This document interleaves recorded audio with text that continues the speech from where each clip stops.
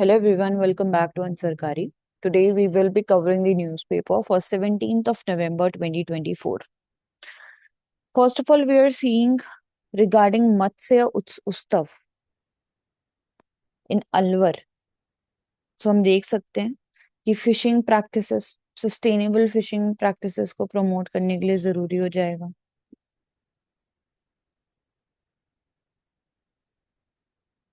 प्रयत्न विभाग एवं जिला प्रशासन पार्टिसिपेट करेंगे।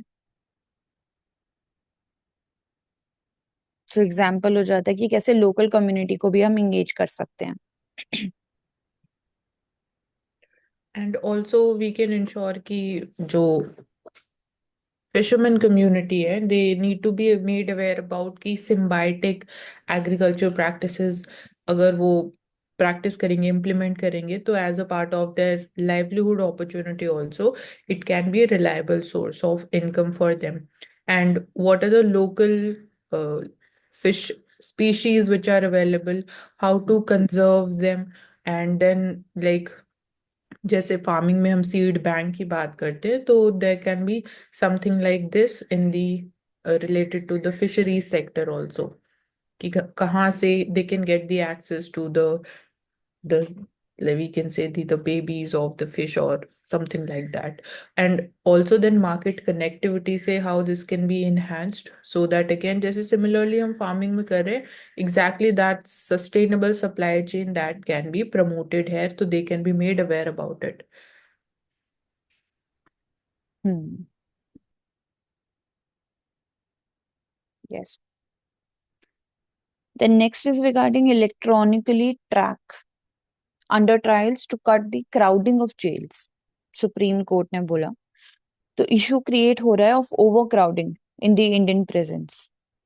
तो इलेक्ट्रॉनिक ट्रैकिंग डिवाइसेस का यूज होना चाहिए यहाँ पे। ओवर बर्डन है इंडियन प्रेजेंस के ऊपर। 131% ऑक्यूपेंसी रेट है एज ऑफ दिसंबर 2022। 76% ऑफ जो इनमेट्स हैं they are still under trial, जिसकी वजह से सिग्निफिकेंटली ये ओवर क्राउडिंग हो रही है। तो यहाँ पे जो सुप्रीम कोर्ट है फॉर रिसर्च एंड प्लानिंग उन्होंने सजेस्ट किया है कि इलेक्ट्रॉनिक मॉनिटरिंग होनी चाहिए, जैसे कि एंकल ब्रेसलेट बाहर के नेशंस में भी हम देखते हैं यूज किया जाता है, ताकि ट्रैक किया जा सके इन अंडर ट्रायल प्रिजनर्स को एंड उनको हम रिलीज कर पाए बेल पे या परोल पे। सो कंट्रीज जैसे कि यूएस, यूके, कनाडा, वहां पे भी दिखाया जा रहा है कि ये ऑलरेडी यूज किया जाता है, ताकि जो ऐसे टेक्नोलॉजी को यूज करके आप इन ऑफेंडर्स को मॉनिटर भी कर सकते हैं एंड साथ ही साथ जो प्रिजन में पॉपुलेशन है उसको आप कम कर पाते हैं, तो बर्डन इंफ्रास्ट्रक्चर पे कम होता है। इसके साथ इंडिया में भी हम इसको इम्प्लीमेंट कर सकते हैं। राजस्थान या फिर और भी स्टेट्स हैं जहाँ पे इनिशिएट भी किया है डिस्कशंस रिगार्डिंग दिस मॉडल। तो supreme court and Delhi high court दोनों ही एम्फोसाइज करते हैं कि बेल रिफॉर्म्स लानी चाहिए एंड ऑल्टरनेटिव मेजर्स होनी चाहिए हमारे पास, ताकि इस पूरे बर्डन को हम कम कर पाए।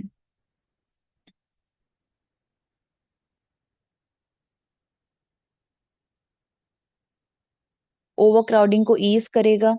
It will reduce the mental stress of the prisoners due to isolation. Detention cost को कर्ब करेगा। कुछ मिसयूज को लेके भी रिस्क है कि इसको रेगुलर मॉनिटर करने के लिए भी अलग से हमें स्टाफ एलोकेट करना होगा। उसकी बैटरी इशू रहता है या फिर उसको अगर कट कर दिया किसी केस में, ट्रैकिंग अगर एक्यूरेट नहीं हो पाई, एंड सिविल लिबर्टीज का भी क्वेश्चन उठता है जो ट्रैकिंग गाइडलाइंस होती So we can say it is important from the perspective of ensuring and protection of their human rights, improving the prison administration overall, and aligning the system with the constitutional and legal principles as far as the timely justice is concerned. So there are different prison reforms committees that have been constituted in India. For example, Mullah Committee made in 1980. So the model prison manual hai, that was recommended by them. Then we have Krishna Iyer Committee 1987, Justice Amitabh Roy Committee 2018. So they suggested measures to tackle again overcrowding in the prisons. So fast tracking of the bail applications, then enhanced use of alternative sentencing or the ADR mechanism, modernization of prison infrastructure, establishment of grievance redressal mechanism for the prisoners. Hmm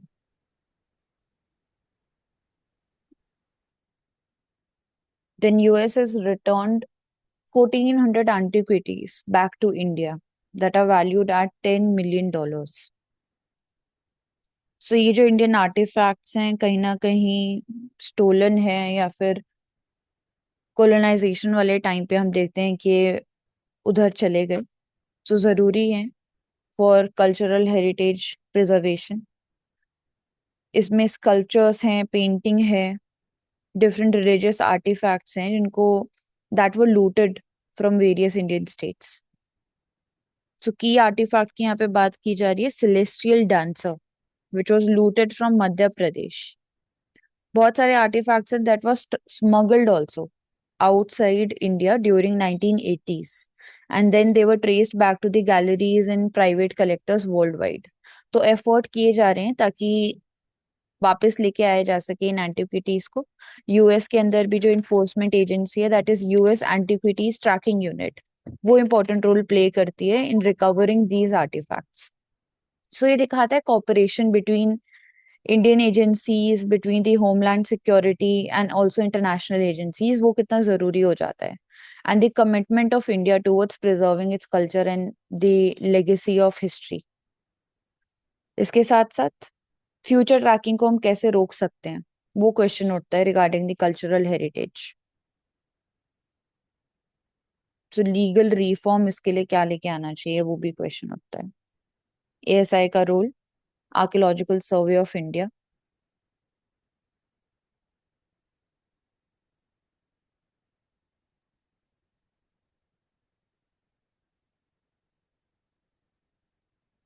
then antimicrobial resistance, gene profiling,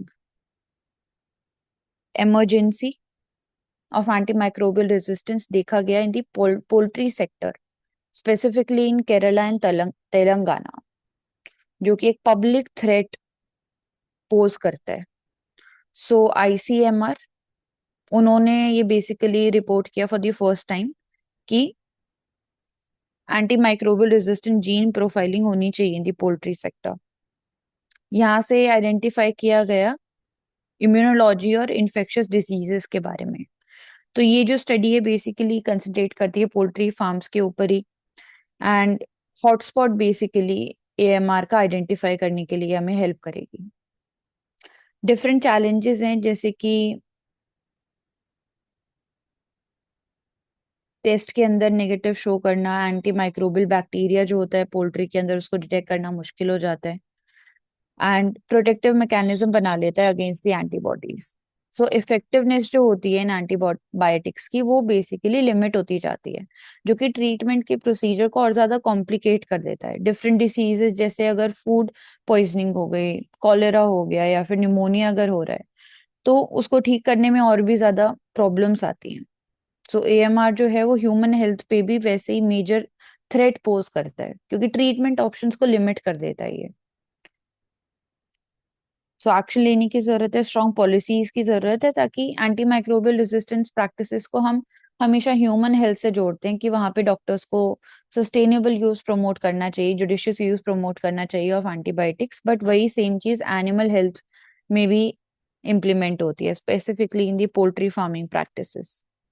तो वहां पे कैसे हम safeguard करेंगे animal health which is also related to the human health.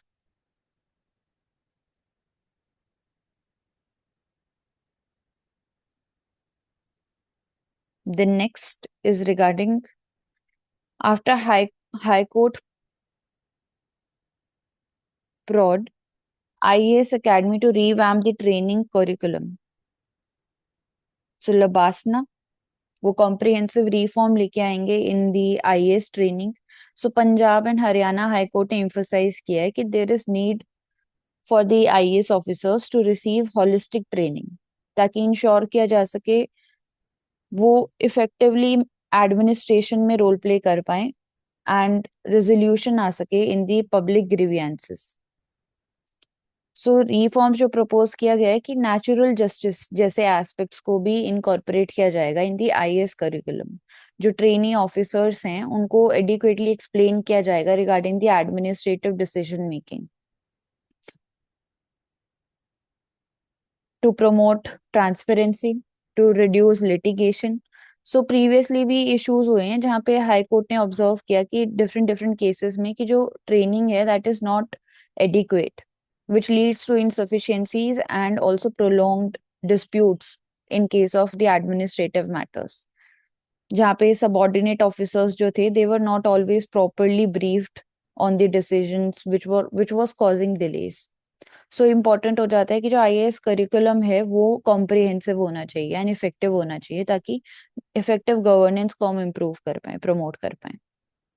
So natural justice जैसे principles पे proper training होनी चाहिए ताकि ट्रस्ट बिल्ड हो एंड ऑल्सो ऐसे जो एडमिनिस्ट्रेटिव कॉन्फ्लिक्ट होते हैं, डिले होते हैं, उनको हम रिड्यूस कर पाए.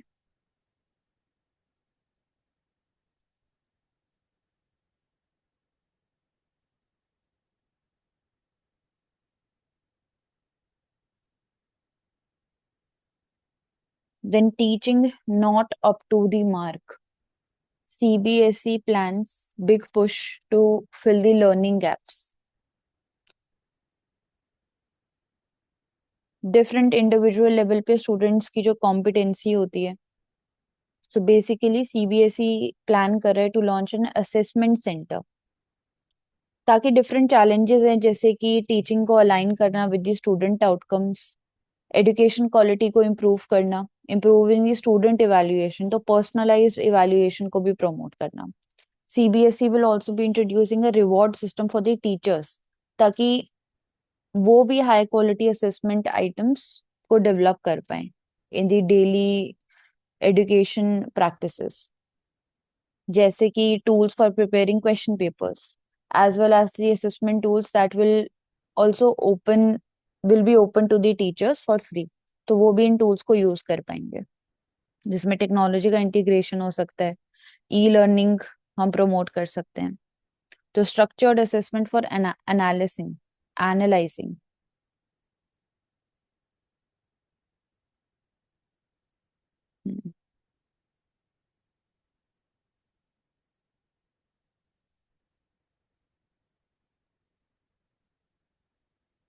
Then next is regarding Nakshatra Sabha.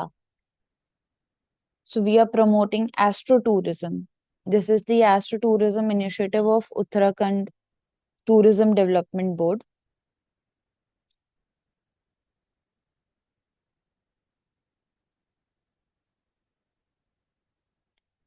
Taluka in the Nainital, Kartik Swami Temple Rudraprayag, Gurkha Fort Pittorgarh.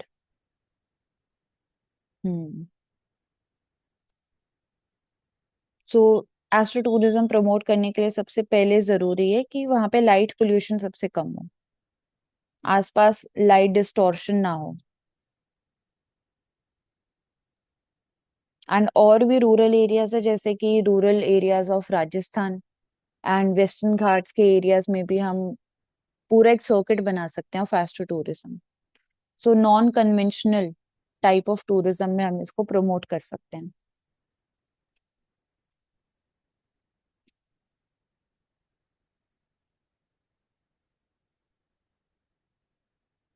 Then epilepsy.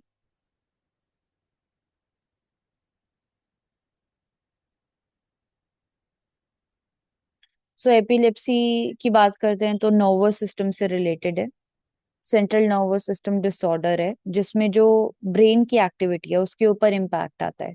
Unusual behaviour या फिर सीजर जो होते हैं वो देखने को मिलते हैं, वो आप एक्सपीरियंस करते हैं.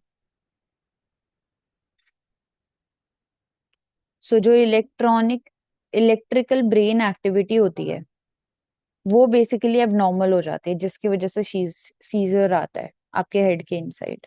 एक तरीके से इलेक्ट्रिकल स्टॉर्म के जैसा वो फील होता है क्योंकि हमारा ब्रेन ही हमारी एक्टिविटीज को कंट्रोल करता है.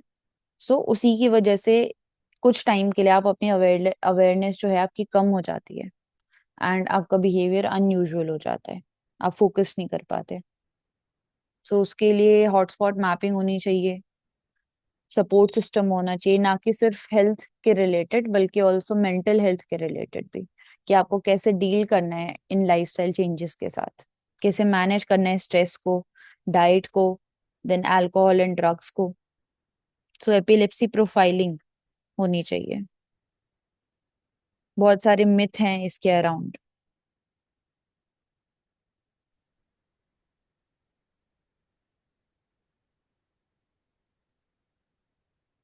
कैसे डायग्नोस किया जाता है? ईईजी, इलेक्ट्रो इंसेफेलोग्राम, इसके अलावा सीटी स्कैन को यूज किया जाता है ट्यूमर या फिर सिस्ट जो फॉर्म हो जाता है उसको डिटेक्ट करने के लिए। एमआरआई, एमआरआई को यूज किया जाता है, फंक्शनल एमआरआई, जो कि ब्लड फ्लो में जो चेंजेस होते हैं ब्रेन की एक्टिविटीज के अंदर उनको बेसिकली फोकस करता है।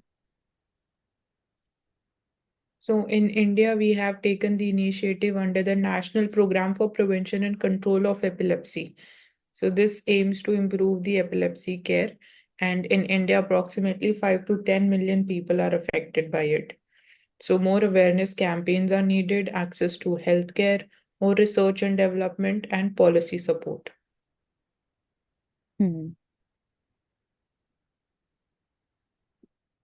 Yes.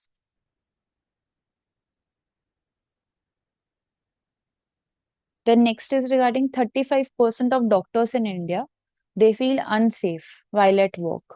Study shows. So violence against the healthcare workers, multiple factor risk उनके लिए इम्पोज करता है, जैसे कि ओवर क्राउडिंग, अंडर स्टाफिंग, या security measures, इनएडिक्वेट number of CCTV cameras, black spots होना इन स्पेसिफिक एरियाज, वहां पे सिक्योरिटी कंसर्न, कम्युनिकेशन में lapses. So 35% of the healthcare workers, they face unsafe, feel unsafe. So Indian Medical Association, it has covered more than 3,000 doctors, and वहां से हमें पता चला है कि क्या डिफरेंट डिफरेंट सेफ्टी गैप्स हैं। पुअर कम्युनिकेशन होता है कई बार between the health care workers and the patient और their families. Long working hours होते हैं, हाई प्रेशर वर्क इन्वायरमेंट होता है उनके लिए, that also leads to clashes with the patient.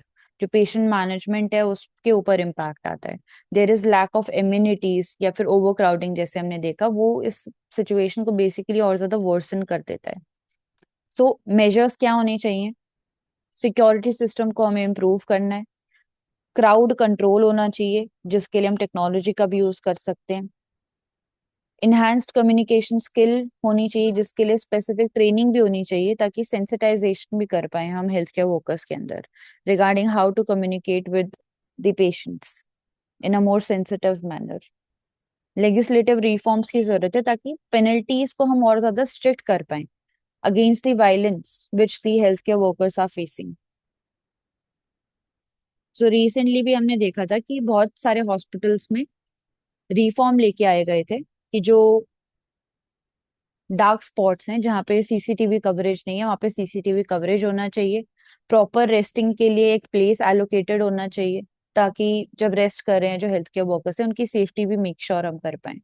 And साथ ही साथ जो वर्किंग आवर्स है वो फ्लेक्सिबल होने चाहिए कहीं ना कहीं।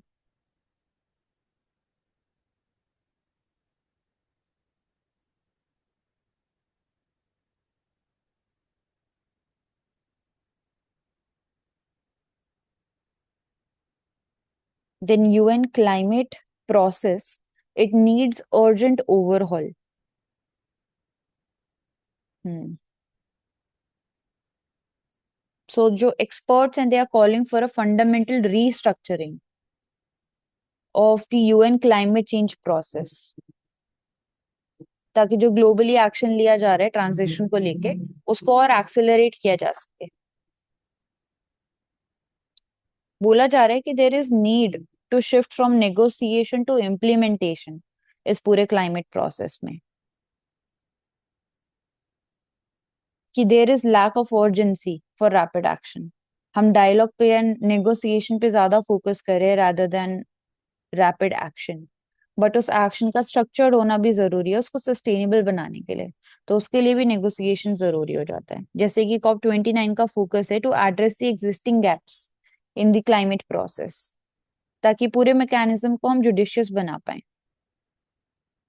G20 का भी इसमें रोल दिखाया गया है। G20 summit in Rio, it is expected to focus on financing and equitable climate action. तो वहां पे भी डिस्कशन होंगे, डिसीजन मेकिंग होगा ताकि और इंक्लूसिव बनाया जा सके इसको। बट आर्ग्यू किया गया कि there is lack of efficiency, कि एग्रीमेंट्स को हम ट्रांसलेट कर पाए एक्शन में, उसके अंदर गैप्स देखने को मिल रहे हैं।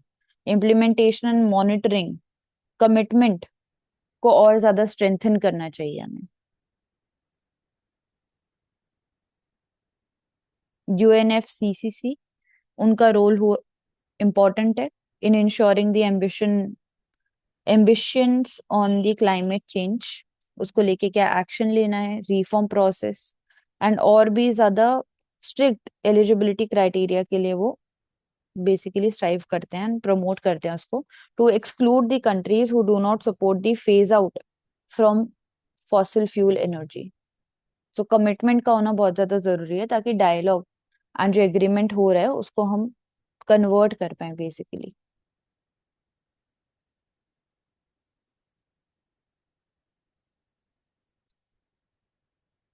कंट्रीज को अकाउंटेबल रख पाए for climate transition, robust tracking हो पाए क्लाइमेट फाइनेंसिंग की, कौन से मोड में फाइनेंसिंग की जाएगी, ग्रांट मोड में या किस मोड में, वो इम्पोर्टेंट होता है। तो हर चीज के ऊपर अभी डिस्कशन चल रहा है, बट जरूरी है कि जो कंट्री है उसकी कमिटमेंट सुप्रीम होनी चाहिए।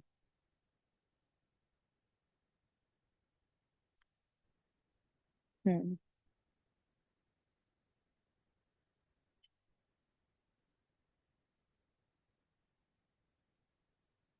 Future is fusion,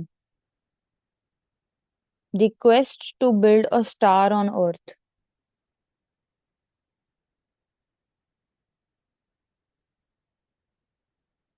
Commonwealth Commonwealth fusion system, spark reactor.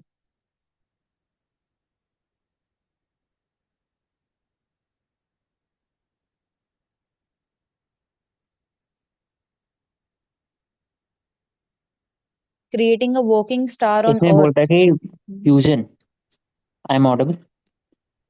Yes you are audible Ashu. इसमें बोल रहा है कि फ्यूजन जो है, आईटीआर एग्जाम्पल एक फ्यूजन टेक्नोलॉजी का, जिसमें बहुत सारे कंट्री ने कोलैबोरेट किया है इसमें। तो फ्यूजन का प्रॉब्लम क्या है कि पहली बात है कि ओवरऑल नेट पॉजिटिव एनर्जी चाहिए उसको, जो ऐसा हो नहीं पा रहा है लॉन्ग टर्म में। And second would be one, तो बड़ा करो तो। हम्म। तो इसमें बोला जा रहा है कि जो फ्यूजन है उसके के लिए इनिशिएशन एनर्जी चाहिए, that will require lot of energy, क्योंकि fusion is basis of fusing of the two atom which requires huge tremendous amount of starting energy. एक चैलेंज है। दूसरा, एक फायदा है कि फ्यूजन एनर्जी से it will be much more safer to use, easy to use as compare to fission, क्योंकि fission के लिए आपको रॉड चाहिए, बोरोन रॉड, बाकी सब, टू रेगुलेट द टेम्परेचर। इसमें ऐसा जरूरत नहीं है। तो इसलिए Also, radioactive waste is also not so बहुत harmful. कम होता है। हाँ, यस, तो but इसलिए क्या बिगेस्ट टोकामक साइड का built anywhere on earth multinational project है, इसको फ्रांस आईटीआर बोलते हैं। It will cost tens of billion. लेकिन आईटीआर का लॉन्ग टर्म गोल है कि कैसे इसको कमर्शलाइज करे, कैसे इसको वायबल बना, इकोनॉमिक वायबल बना है, जो अभी भी चलता है, बचा हुआ। नेक्स्ट,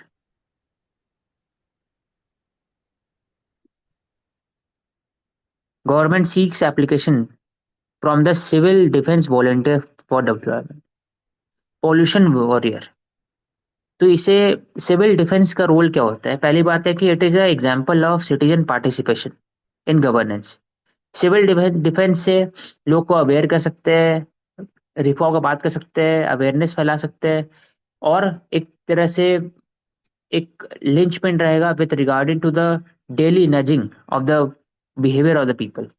उसी के लिए वॉलेंट्री होना चाहिए। ऐसा देखा गया कि सिविल डिफेंस को यूज किया गया था ट्रैफिक सिस्टम में, तो उसमें हरासमेंट का केसेस आया था, बाकी सब भी आया था। तो I think it should be in very voluntary form.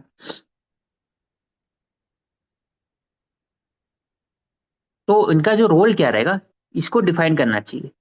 Salary role कैसा रहना चाहिए वो डिफाइन हो नहीं पाया, एक इशू है।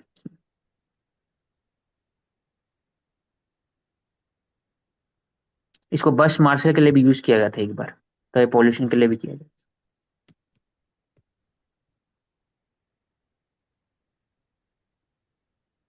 Hmm. Next. The next is regarding why is Trump setting up an efficiency department? तो इसमें बोला जा रहा है कि efficiency department why it is needed only. पहली बात है कि ट्रम्प का लॉन्ग टर्म गोल था विद रिगार्ड टू यूएस कि US is spending lot of money for the Ukraine war. तो वो चाहते थे कि जो मनी स्पेंड हो रहा है $88 billion has been currently given to Ukraine, which is around more than 1 year defence budget of India, 70 के आसपास है। तो वो बोलते थे कि that kind of money can be used for giving subsidies to the petroleum company, even for the welfare in the specific country। तो चाहते थे कि एफिशिएंसी डिपार्टमेंट क्रिएट हो ताकि जो एक्सेसिस कॉस्ट होता है that is be expended on the various program LGBTQI climate change से लेकर बाकी जगह में, वहां पर एफिशिएंसी और इसको ऑडिट किया जाए ढंग से। इसीलिए डिपार्टमेंट ऑफ गवर्नमेंट एफिशिएंसी बनाया गया जिसमें मस्क और जो विवेक रामास्वामी दे विल हेड। उन्होंने बताया कि the US government budget can be cut at least $2 trillion from the $6.5 trillion. ये दिखाता है कि मिनिमम गवर्नमेंट मैक्सिमम गवर्नेंस कैसे अचीव कर सकते हैं। लेकिन क्वेश्चन इसमें उठता है कि जो डिफरेंसेस है डॉज का, for example department of government efficiency, वो तो रिफॉर्म लेके आने वाले हैं और फिर एक तरह से वो ऑडिट करेंगे। लेकिन डॉज के अंदर में जो इन्फ्लुएंस रहेगा by the corporate sector, Elon Musk, Vivek Raman, so that will be detrimental to the democratic functioning of the government or not? इस क्वेश्चन उठाते हैं। Also, debt to GDP ratio जो यूएसए का है that is right now 97%, and it is expected, projections are that it will be touching historical high of 106% by 2028 and possibly 200% also by 2050 if measures are not taken. तो fiscal consolidation and debt management is equally important। जो 100% debt ceiling के concerns हमने देखे थे 2024 में भी, because it can lead to again global financial crisis हो सकती है in its own form। तो इसलिए हम बोलते हैं कि domination of global या de-dollarization भी important है। Hmm.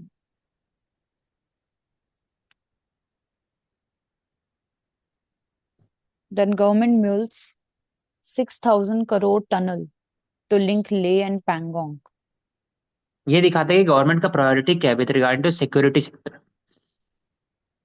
Hmm. अभी चाइना के साथ डिस एंगेजमेंट का बात हो रहा है, डी एस्केलेशन भी होगा उसके बाद। लेकिन at the same time if the government is taking a very lakhs approach और नॉट, तो ऐसा नहीं है।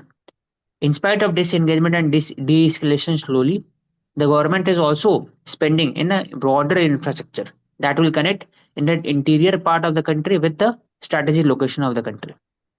उसका example So Kela Pass is the highest motorable pass of the country, which is connecting Leh with the Pangong Lake. तो Ladakh falls in which range, which Himalayan range करो ना? Ladakh falls in the higher Himalayan range.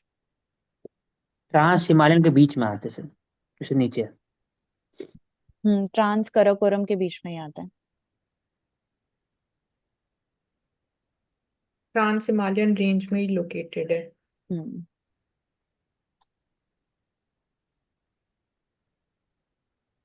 India and Japan, they sign an agreement for Unicorn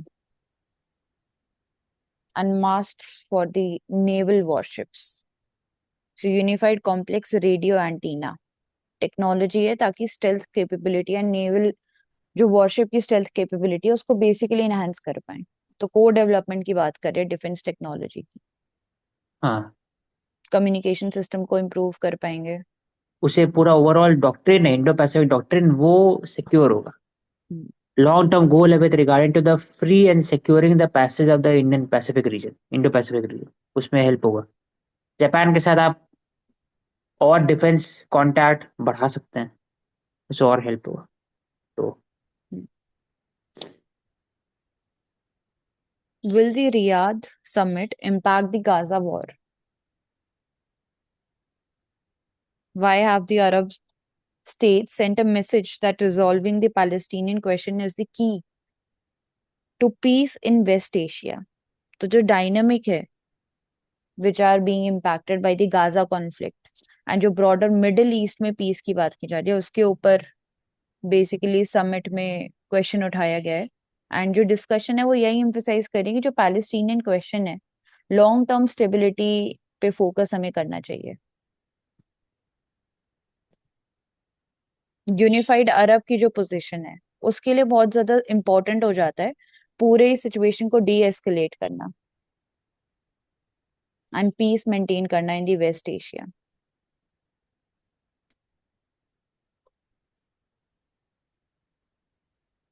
So what is the significance of the summit?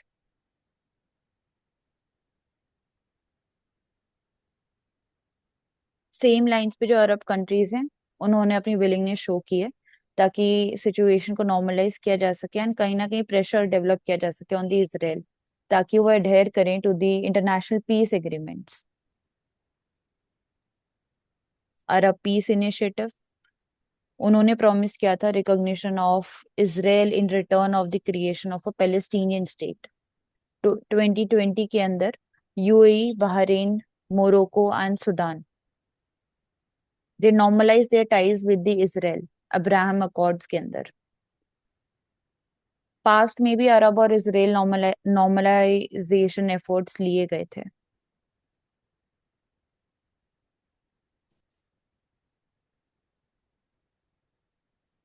Camp David agreement for piece in the middle east with Egypt ये भी Israel ने sign किया था इन 1979 ताकि एक इसके इसी के साथ साथ ताकि एक autonomous Palestinian self governing authority को एस्टैब्लिश किया जा सके in the occupied West Bank and Gaza region. तो डिफरेंट डिफरेंट ट्रीटीज हैं जिनके थ्रू शो किया जा रहा है कि कैसे जो लॉन्ग टर्म स्टेबिलिटी है उस पर भी फोकस किया जा रहा है regarding the peace in West Asia specifically.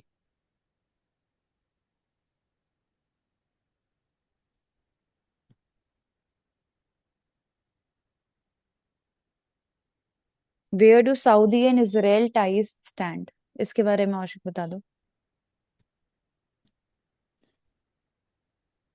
Saudi and Israel, तो पहली बात है कि यूएई बहरीन के साथ अब्राहम अकॉर्ड साइन हुआ, लेकिन Saudi Arabia is also talking with Israel in a very back channel manner, back channel से हो रहा है, लेकिन फ्रंट पे अभी नहीं हो पाया है क्योंकि there is a ongoing war between the Israel and Hamas, that is Y.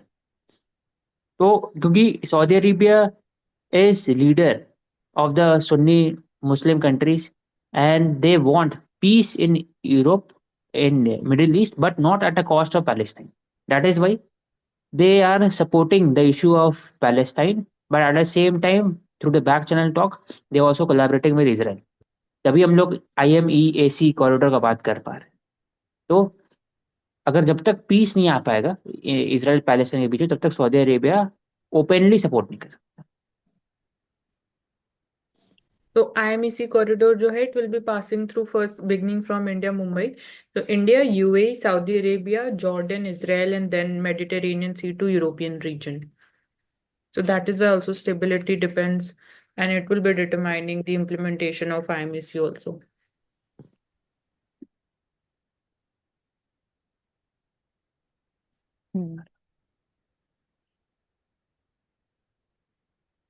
Next is regarding Andhra's forest man. So कुमेरा अंका Rao, जाजी भी इनको बोलते हैं, Nallamala forest tirelessly without even having a formal education, without even having a financial support. इन्होंने awareness spread की है, saplings plant किए and forest conservation के पूरे कॉन्सेप्ट को प्रमोट किया है। जनरेशंस को मोटिवेट करने में इनका इंपॉर्टेंट रोल है। नलमला फॉरेस्ट जो कि नागार्जुना सागर श्री साइलम टाइगर रिजर्व का पार्ट है, फॉरेस्ट कवर को इंक्रीज करने में इनका इंपॉर्टेंट रोल है। साथ ही साथ जो वाइल्ड लाइफ है उसको भी प्रोटेक्ट किया है by planting the trees and by disposing the seeds. But difficulties भी इन्होंने फेस की हैं, फिजिकल स्ट्रेन हो जाना वर्क से, फाइनेंशियल सपोर्ट नहीं मिलना, तो पर्सनल फंड्स का इन्होंने यूज किया। तो इसमें रोल आता है लोकल एडमिनिस्ट्रेटर्स का भी, फॉरेस्ट ऑफिशियल्स का, साथ में विलेजर्स का। मिलके ही हम बोल सकते हैं कि इन्वायरमेंटल प्रोटेक्शन हो सकता है। सो इम्पोर्टेंस है कि आने वाली जो जनरेशन है, जो यूथ है, उसके अंदर भी ग्रीन कवर की जो इम्पोर्टेंस है उसको लेके अवेयरनेस को बढ़ाना चाहिए। तो स्कूल लेवल से ही हम ड्राइंग कंपटीशन, पोस्टर मेकिंग, नुक्कड़ नाटक या नॉर्मली भी मॉरल साइंस क्लासेस के साथ इन चीजों को जोड़ सकते हैं। So he basically leveraged or delved on the practical knowledge. Formal knowledge नहीं थी, but still the common ideas or the innovative ideas that were implemented by him. For example, seed balls जो pictures में देख सकते हैं। तो seed balls को it is not important कि आप फिजिकली जाके हर जगह सो करोगे, तो you can throw them and you can have a wider reach and cover a wider area. तो ये एक सिंपल प्रैक्टिकल नॉलेज।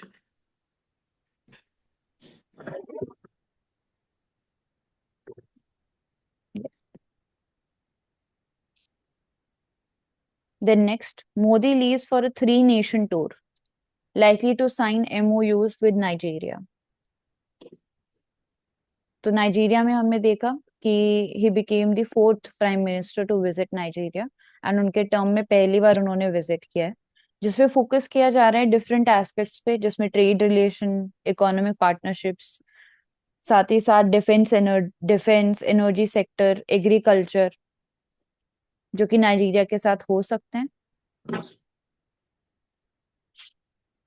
सो ये टूर बेसिकली दिखाता है इंडिया का commitment to strengthen its presence and also its influence support with the African and the Caribbean region. वहाँ की countries के साथ आप और कॉम्प्रिहेंसिव एंगेजमेंट को प्रमोट कर रहे हैं, टाइज को स्ट्रेंथन कर रहे हैं।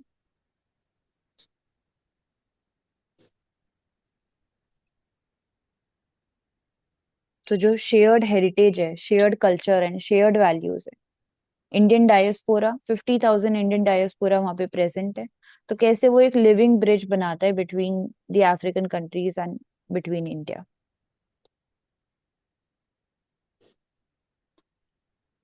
Next is city's green oasis is set for revamping. तो municipal corporation of India Delhi वो प्लान करे to transform Jheel park into a biodiversity park. Conservation, education and recreation, in 3 चीजों के ऊपर वो फोकस कर रहे हैं। तो 30 एकड़ का ये पार्क है जिसको बायोडाइवर्सिटी पार्क में कन्वर्ट करने की बात की जा रही है।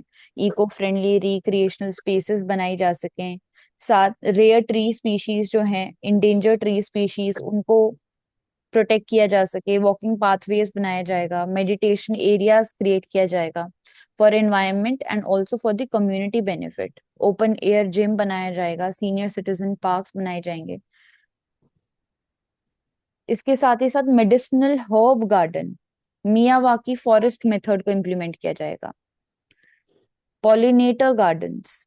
सो इन एक्टिविटीज से हम कहीं ना कहीं रिसाइकलिंग भी प्रमोट कर रहे हैं, नेचर अवेयरनेस भी प्रमोट कर रहे हैं, जैसे कि ओपन एयर जिम्स, वहां से importance of health and importance of nature promote कर रहे हैं। सो सबसे पहले जो वाटर बॉडी भी हमें दिख रही है उसको रिस्टोर किया जाएगा, ट्री प्लांटेशन को प्रमोट करेंगे, रिक्रिएशनल स्पेसेस बनाएंगे, एंड साथ ही साथ जो कम्युनिटी फोकस्ड एक्टिविटीज है जैसे कि योगा या फिर एक्सरसाइज सेंटर, उनको भी इंटीग्रेट करेंगे with these recreational spaces. But इसको सक्सेसफुल करने के लिए सबसे ज्यादा जरूरी है कि कम्युनिटी का एंगेजमेंट होना चाहिए, पब्लिक पार्टिसिपेशन होना चाहिए, ताकि जो लॉन्ग टर्म गोल है बायोडाइवर्सिटी एंड इकोसिस्टम को प्रमोट करना, वो हम मेक श्योर कर पाए। इसमें हम मॉडर्न टेक्नोलॉजी का भी यूज कर सकते हैं, कम्युनिटी आउटरीच प्रोग्राम्स लेके आ सकते हैं ताकि लोकल वॉलंटियर्स को भी हम इंक्लूड कर पाए, एनजीओस को इंक्लूड कर पाए। पब्लिक प्राइवेट पार्टनरशिप जो फंडिंग को लेके प्रॉब्लम रहती है उसके लिए हमें हेल्प मिल पाए, तो जरूरी है इन्वायरमेंटल सस्टेनेबिलिटी के लिए एंड साथ ही साथ पब्लिक वेलबींग भी। सो एक तरीके से हम बोल सकते हैं कि इको फ्रेंडली अर्बन प्रोजेक्ट है ये, जिसमें हम कम्युनिटी को जोड़ रहे हैं with the nature conservation. The sacred versus the staged, viral child babas, young children, even as young as 5. They are dressed as the religious gurus and they are gaining massive followers. Shlokas recite करना, religious content को online post करना, social media का use करना अपनी reach को amplify करने के लिए, जैसे कि भक्त भगवत जो कि 5 साल के हैं, अभिनव अरोरा जो कि 10 साल के हैं। इनके फॉलोअर्स हम देख सकते हैं अभिनव अरोरा के, there are almost 1 million followers on Instagram.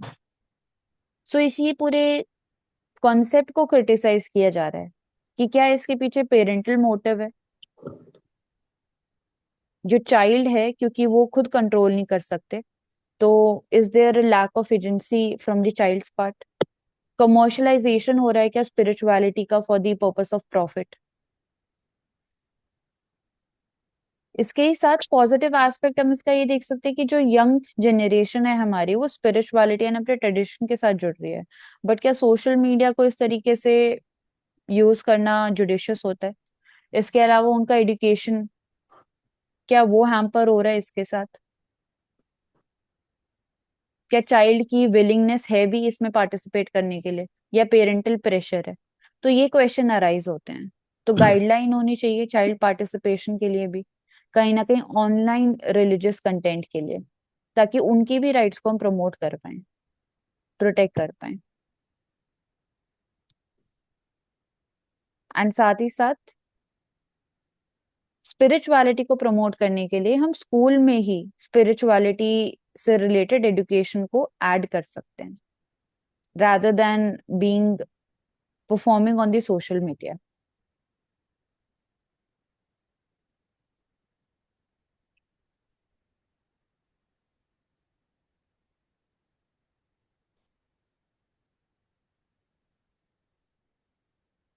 Good economics is no longer bad politics. PM Narendra Modi उन्होंने हाईलाइट किया कि उनकी जो गवर्नमेंट है it is focusing on the policies जो कि इकोनॉमिक ग्रोथ को पब्लिक वेलफेयर के साथ बैलेंस करती हैं, that he is moving away from vote bank politics towards the policies which are benefiting the people and साथ में इकोनॉमिक सस्टेनेबिलिटी अब इंश्योर कर रहे हैं।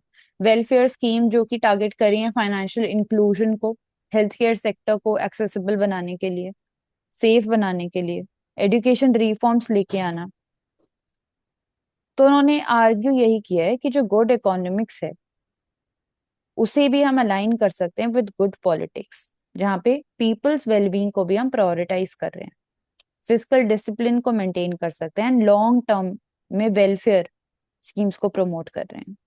So long term economic goals जो हैं they should be balanced with the immediate political gains. So ethical leadership का question भी ये उठाता है, ट्रांसपेरेंसी प्रमोट करना एलोकेशन ऑफ रिसोर्सेज के अंदर, कैसे इफेक्टिवली आप एग्जीक्यूट कर रहे हैं वेलफेयर प्रोग्राम्स को, वेस्टेज को कैसे अवॉइड कर सकते हैं of resources.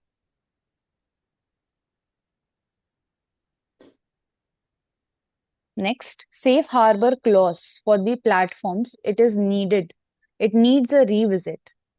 So safe harbor बात की जा रही है IT Act 2000 सेक्शन 79, ताकि एड्रेस किया जा सके मिस इन्फॉर्मेशन एंड जो कंटेंट अकाउंटेबिलिटी है ऑन द डिजिटल प्लेटफॉर्म्स।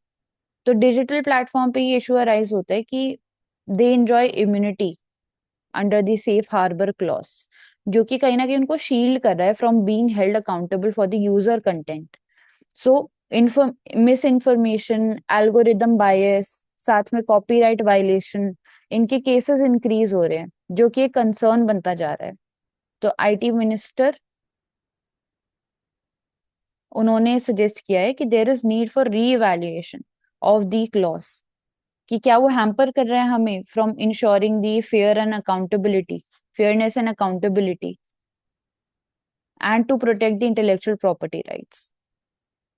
तो दूसरी भी कंट्रीज है जिन्होंने सिमिलर लॉज को इम्प्लीमेंट किया है, अडेप्ट किया है, ताकि जो इवॉल्विंग डिजिटल वर्ल्ड है उसके साथ आप इवॉल्व हो पाए।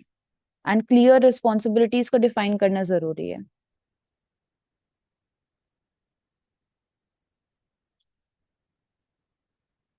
Adventure tourism in India, it is gaining popularity. State government का रोल आता है टू प्रमोट दी एक्टिविटीज जैसे कि स्काई डाइविंग, पैराग्लाइडिंग, जैसे कि उज्जैन एमपी के अंदर प्रमोट किया जा रहा है। Paragliding world cup Himachal Pradesh के अंदर हो रहा है।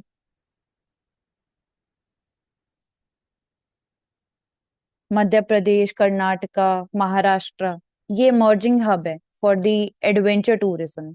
एडवेंचर टूरिज्म के इकोनॉमिक एस्पेक्ट की बात करते हैं तो it is a $3 billion industry globally and significantly contribute करता है लोकल इकोनॉमीज के साथ, लोकल इकोनॉमीज को। जैसे कि टूरिज्म प्रमोट करने के लिए हम होम स्टेज को प्रमोट करते हैं, तो उन्हीं के साथ हम एडवेंचर टूरिज्म को भी प्रमोट कर सकते हैं। इनिशियली हाई कॉस्ट होती है, इसीलिए चैलेंजेस क्रिएट करता है। सेफ्टी स्टैंडर्ड्स आप मेक श्योर कर पा रहे हैं कि नहीं, ट्रेनिंग प्रॉपर आप दे पा रहे हैं एडवेंचर स्पोर्ट्स के लिए, वो क्रिटिकल हो जाता है। तो हम बोल सकते हैं कि गवर्नमेंट इसमें सब्सिडीज या फिर इंसेंटिव प्रोवाइड कर सकती है, ताकि एडवेंचर टूरिज्म को लोकल इकोनॉमीज के लिए भी एक्सेसिबल हम बना पाए। सर्टिफाइड ट्रेनिंग प्रोग्राम्स प्रोवाइड कर सकती है, ताकि सेफ्टी कंप्लायंस जो है उसके साथ बेसिकली वहां पे कॉम्प्रोमाइज ना हो। And also regulating the prices which are being charged. Yes. So Mysore, Hyderabad, Aamby valley domestic and international thrill seekers के लिए एक हॉटस्पॉट बनता जा रहा है। Bir Billing in Himachal Pradesh, Kamshet in Maharashtra paragliding के लिए, ऋषिकेश नॉर्थ ईस्टर्न स्टेट्स के अंदर एंड ऑल्सो जम्मू कश्मीर के अंदर। सो दो क्लस्टर बेसिकली बात की जा रही है। एक तो नॉर्थ वेस्टर्न साइड में प्रमोट कर सकते हैं, नॉर्थ ईस्टर्न साइड में प्रमोट कर सकते हैं, and also in the southern India. Also, Swadesh Darshan scheme is also mentioned. So, promotion of adventure tourism under this. Hot air ballooning is mentioned. तो इसका हॉटस्पॉट राजस्थान पुष्कर जयपुर में है, महाराष्ट्र में Lonavala, Karnataka Hampi. So, a proper map can be drawn regarding this. Yes. And India का goal है to achieve a robust $3 trillion tourism economy by 2047 that will be having a substantial contribution of $800 billion alone from the adventure tourism. So potential इसका काफी ज्यादा है। And Goa जो है वो भी एक पॉपुलर डेस्टिनेशन बनता जा रहा है for the adventure tourism, sky related activities. Next is regarding a financial deadlock. COP29 looks to G20 in Brazil for help. So ऐसा क्यों बोला जा रहा है?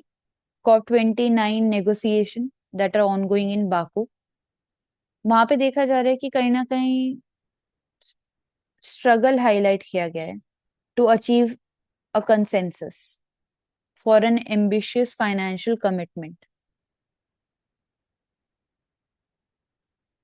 सो बोला जा रहा है कि अब फोकस G20 समिट के ऊपर है that will be taking place in Brazil. वहां पे शायद हमें एक पॉलिटिकल सोल्यूशन मिल सकता है to bridge the financial gap. अभी के क्लाइमेट फाइनेंस टारगेट की बात करते हैं तो इट इज $1.3 ट्रिलियन, जो कि क्रूशियल है फॉर दी डेवलपिंग नेशंस, ताकि जो नेशनली डिटरमाइंड कंट्रीब्यूशन है उनका अंडर द पेरिस एग्रीमेंट वो अचीव हो पाए। एंड डेवलपिंग कंट्रीज की भी जो डिमांड है काफी क्लियर रही है, एंड क्लियर कमिटमेंट की नीड है from the wealthier Nations, from the developed countries, ताकि ग्रांट को एम्फसाइज कर सकें, डेडिकेटेड रिसोर्सेज दिया जा सके, कंसेशनल लोन्स प्रोवाइड किए जा सके। बट उसमें ही हम चैलेंजेस देख रहे हैं कि परसिस्टेंट डिसएग्रीमेंट है from various countries regarding the financial modalities, accountability regarding the climate funding. So जो डेवलप्ड कंट्रीज है उनकी तरफ से रिलक्टेंस हम देख रहे हैं to fully mobilise the resources, जिसकी वजह से कहीं ना कहीं फाइनेंशियल डेडलॉक क्रिएट हो रहा है। तो बोला जा रहा है कि क्या इसमें G20 जो ब्राजील में होने वाला है उसका क्या रोल हो सकता है।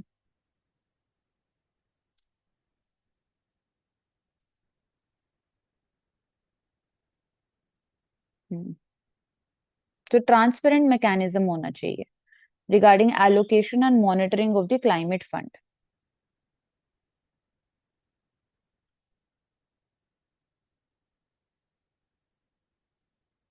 The next is regarding quiet season cruising in the Mediterranean.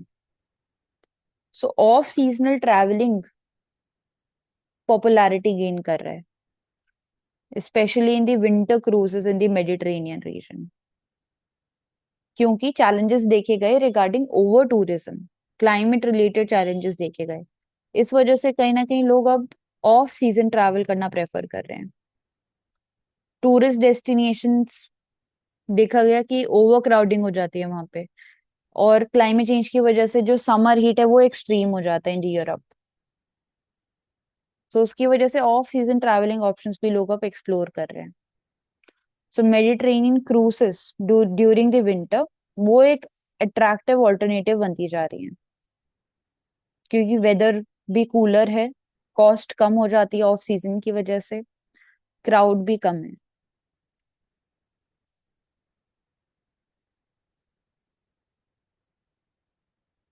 तो कहीं ना कहीं एक यूनिक एक्सपीरियंस मिल पाएगा ट्रैवलर्स को, एथेंस, रोम, इस्तांबुल, अलग डेस्टिनेशंस को वो एक्सप्लोर कर पाएंगे। सो ये दिखा रहा है कि कैसे जो क्लाइमेट चेंज है वो different aspects of the society को इम्पैक्ट कर रहा है। जो वेदर है कितना ज्यादा वेरिएबिलिटी है उसके अंदर, जो कि आउटडोर एक्टिविटीज को इम्पैक्ट करता है। सो टूरिज्म के लिए भी जरूरी है कि धीरे धीरे जो पैटर्न है of tourism it shifts towards a more sustainable and mindful approach, ताकि टूरिज्म इंडस्ट्री में भी हम इनोवेट कर पाए एंड उसको भी सस्टेनेबल बना पाए। The next is regarding digital nomadism.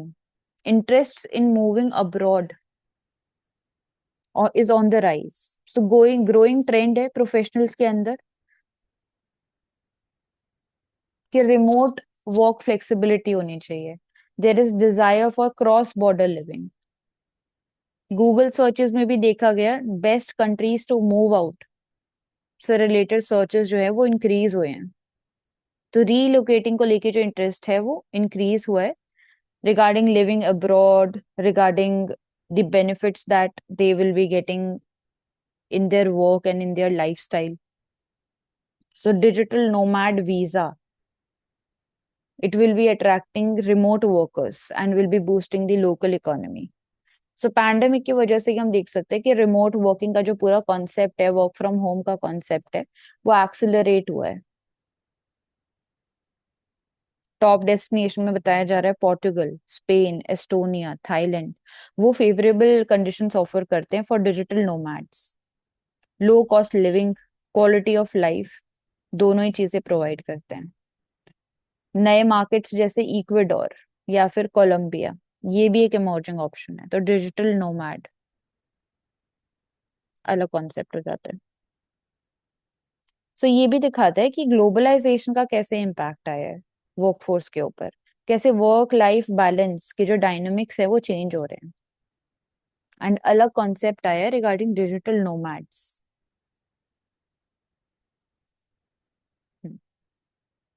So we have covered for today. Thank you so much everyone for joining Ansarkari. Keep watching and keep learning with us. Thank you.